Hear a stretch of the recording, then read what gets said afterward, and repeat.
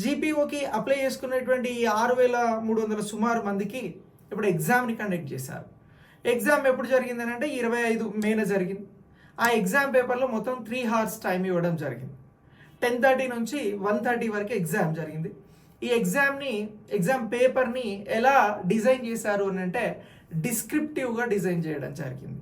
అంటే రాతపూర్వకంగా ఉంటుంది. మనం ఫర్ ఎగ్జాంపుల్ గ్రూప్ 1 లాంటి ఎగ్జామ్ రాసినప్పుడు మెయిన్స్ ఎగ్జామ్ ఎలా రాస్తారో ఆ విధంగా డిజైన్ చేశారు.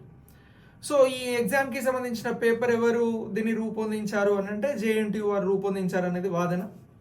అయితే దీనికి సంబంధించి టీజీపీఎస్సీ ఇవి ఏం ఇన్వాల్వ్ అవ్వలేదు. ఇది కంప్లీట్గా ఎవరు అని అంటే సిసిఎల్ఏ ద్వారా నియమించబడినటువంటి ఎగ్జామ్, భూ పరిపాలనకి సంబంధించినటువంటి కమిషన్ ద్వారా ఇక్కడ ఈ ఎగ్జామ్ అనేది కండక్ట్ చేయడం జరిగింది.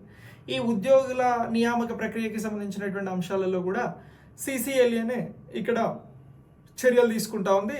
దాని ఆధ్వర్యంలోనే ఈ ప్రక్రియ అంతా కొనసాగుతూ ఉంది.